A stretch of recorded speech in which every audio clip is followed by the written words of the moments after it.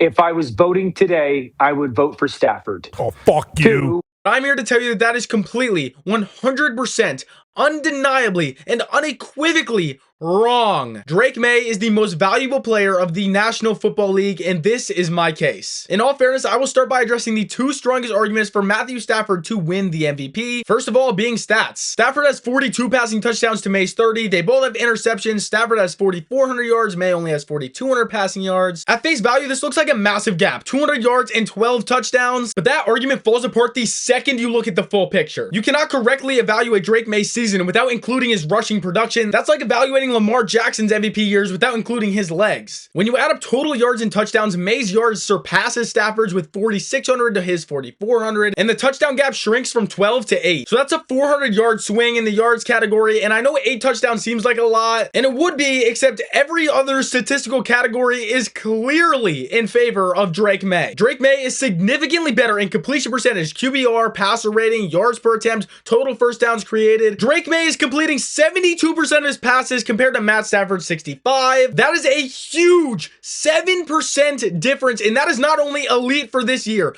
that is the greatest second-year quarterback completion percentage we have ever seen in the history of the NFL. Here's the part people don't want to talk about. Not all touchdowns are created equal. I know it sounds crazy, but it's true. 25 of Matthew Stafford's 40 total touchdowns come from under 10 yards. Drake Maye has less than half of that, only 12 of his passing touchdowns coming from within 10 yards. Drake Maye's touchdowns have been harder, longer, and in situations where the defense is expecting him to throw the football. Stafford has been finishing drives, and that's awesome, but Drake Maye has been carrying the offense. So when people say Stafford's stats are better than Drake Maye's, that's simply just not true. It's only passing touchdowns, and when you dig deeper into how those touchdowns are actually scored, the story completely flips. Now let's talk about the other argument for Matt Stafford's MVP race, which is Drake Maye's lack of strength of schedule. Of course it matters. Drake Maye's played against the easiest competition, the easiest schedule in the league this year. And that suddenly becomes like the most important factor of a player winning MVP for some reason this year. But can we actually be consistent for a second? Josh Allen won the MVP last year with a 29th ranked strength of schedule, and nobody cared.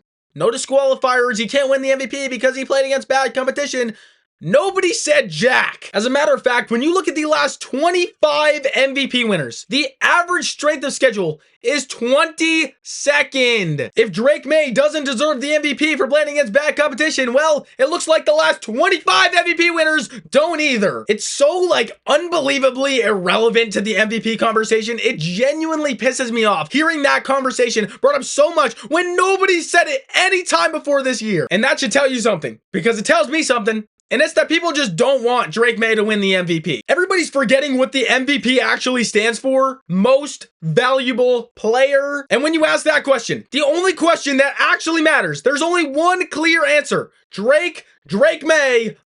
When you talk about value for most valuable player, you have to talk about the supporting cast. How much value do they bring to their team? Because supporting cast in the context of that actually matters. Matthew Stafford is throwing to the best receiver room in the entire NFL. Puka Nacua is all-pro, maybe the best receiver in the NFL, arguably. Devonte Adams is a perennial all-pro and arguably one of the best, if not the best receivers of this entire generation. Playing behind a top 5 offensive line with a dominant run game to take the pressure off him. And if that's not enough, he has the literal best offensive coaching mind in the entire NFL as his head coach and play caller, Sean Mcvay. This isn't just some ideal quarterback situation. No, I challenge you to name me a better quarterback situation for any team across the entire league. You can't. And Drake Maye has a 32-year-old Stephon Diggs coming off of a torn ACL, Matt Collins and Kayshon Boutte. And I mean absolutely no disrespect, like seriously zero disrespect, but let's just be serious for a second. That is not an all-pro receiver room. This is not even a top half of the league offensive line, and this run game is average at best. Drake Maye doesn't have the value around him. Drake Maye is the value in most valuable player. If Drake Maye had multiple 3-interception games, this team would get blown out regardless of the opponent. We've talked about them individually, but now we have to talk about their team success, which is also a massive point of emphasis when it comes to the MVP. Throughout the history of the NFL, it is extraordinarily rare for a quarterback to win MVP without winning their division. And that's why this part of the conversation has to matter, because one of the quarterbacks did and the other one didn't, and he isn't even close. Drake Maye won his division at 13 wins and 3 losses, but Matt Stafford was 11-5 and not only didn't win his division,